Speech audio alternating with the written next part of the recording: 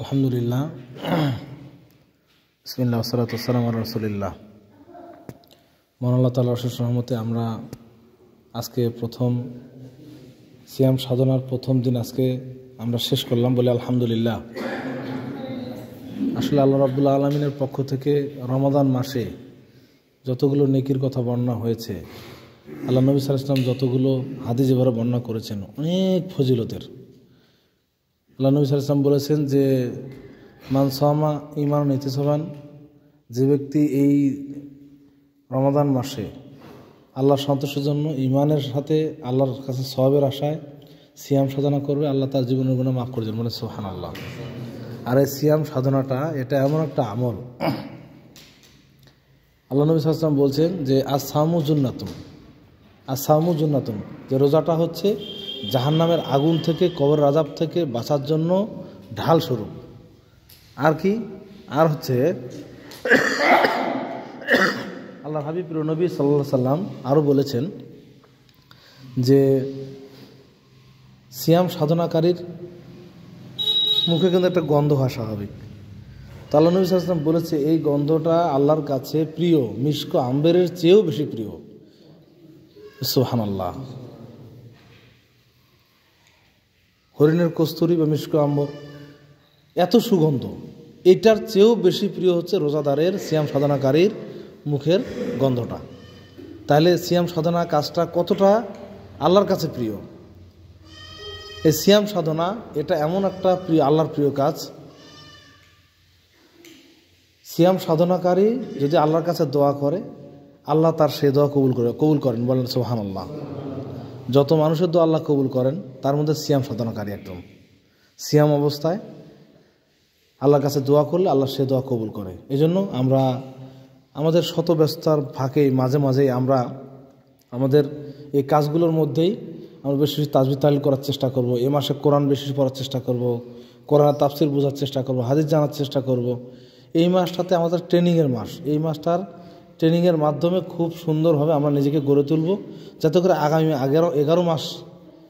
11 মাস আমরা এইভাবে চলতে পারি, ট্রেনিং নিয়ে এইভাবে চলতে পারি। এটাই হচ্ছে লক্ষ্য। তো ইনশাল্লাহ যারা আমরা 5 ওয়াক্ত সালাত রমজান সবাই ধরেছি, এমনভাবে নিয়ত করবো যেন আর কখনও সালাত ছেড়ে না দিই। ইনশাল্লাহ নিয়ত করা যাবে না এরকম ইনশাল্লাহ, যে ইনশাল্লাহ 5 ওয়াক্ত সালাত আদায় করবো ইনশাল্লাহ। আপনারা মন থেকে নিয়ত করেন। আমি বলছি এজন্য নয় যে হুজুর বলছে এখন না বললে কেন, সেটা নয়। হ্যাঁ, যে না ইনশাল্লাহ আল্লাহর কাছে প্রার্থনা যে আল্লাহ তুমি আমাদেরকে তৌফিক দান করো, আমাদের 5 ওয়াক্ত নামাজ পড়তে পারি। আজান হলে কাজ ফেলে দিয়ে চলে যাবেন নামাজে, তাহলে সহজ। আর চিন্তা করুন পরে যাব, মানুষ কি বলবে, এটা এগুলো ভাববেন না। এগুলো ভাবলে কাজ থেকে পিছিয়ে যাবেন। একটু পরে যাবো, পরে পড়বো না, আজান হয়ে গেছে মনে করেন এখন নামাজে যেতে হবে। হয়তো ইমাম সাহেব যে ভালো না কী হবে সেটা ইমাম সাহেব বুঝবে। এই ইমাম সাহেব বুঝবে ও এই সমাজ দায়িত্ব নিছে, তার অবস্থা খারাপ, আমি এই সমাজের লোক, এখানে আমার নামাজ না পড়লে হয় না, জামাতে নামাজ পড়তে হবে, এজন্য পড়ে নেবেন। ঠিক আছে? হ্যাঁ, আল্লাহ রাব্বুল আলামিন আমাদেরকে ভালো ভালো কাজগুলো করার তৌফিক দান করুন, আল্লাহুম্মা আমিন। এই ইফতারের শুরুতে দোয়া আছে। কি দোয়া আমরা জানি, পড়ছি তো না? আর কিছু না জানলে অন্তপক্ষে বিসমিল্লাহ বলবো। কি বলবো? বিসমিল্লাহ, এটি সবচেয়ে সহি। আরও অন্য দোয়া আছে, বিসমিল্লাহি আল্লাহুম্মা রিজকিকা আফতারতু আছে, এটা দোয়াটাও আছে। তো ওটা যদি আমরা বলতে না পারি, অন্তপক্ষে সবচেয়ে ভালো হচ্ছে বিসমিল্লাহ বলে আমরা শুরু করব। হ্যাঁ, এটা একটা সুন্নাহ। আর খাওয়ার শেষে আমরা সবাই আলহামদুলিল্লাহ বলি। আর ইফতারের শেষে বলতে জাহাবাত দামু আবাত আল্লাহ তাআলা উরুক ওয়া সাবাতিল আজরু ইনশাআল্লাহ। হ্যাঁ, এই দোয়াটা পড়লে আল্লাহ নবী সাল্লাল্লাহু আলাইহি ওয়াসাল্লাম দোয়াটা পড়তেন, আর আল্লাহ তাআলা খুশি হন জন্য বলি আলহামদুলিল্লাহ। তো আল্লাহ রাব্বুল আলামিন আমাদেরকে সঠিক পথে কবুল করুন, আল্লাহুম্মা আমিন। আসসালামু আলাইকুম ওয়া রাহমাতুল্লাহি ওয়া বারাকাতুহু। আসসালামু আলাইকুম ওয়া রাহমাতুল্লাহি ওয়া বারাকাতুহু। আলহামদুলিল্লাহি রাব্বিল আলামিন ওয়া সলাতু ওয়াসসালামু আলা সাইয়্যিদিল মুরসালিন। আলহামদুলিল্লাহ, ইসলামিক ডিসকাশন ইফতার 2025 ডরান্ড ইসমাইলের পক্ষ থেকে আলহামদুলিল্লাহ মুসল্লিরা ইফতার নিয়ে সুন্দর করে বসে গেছে ইনশাআল্লাহ।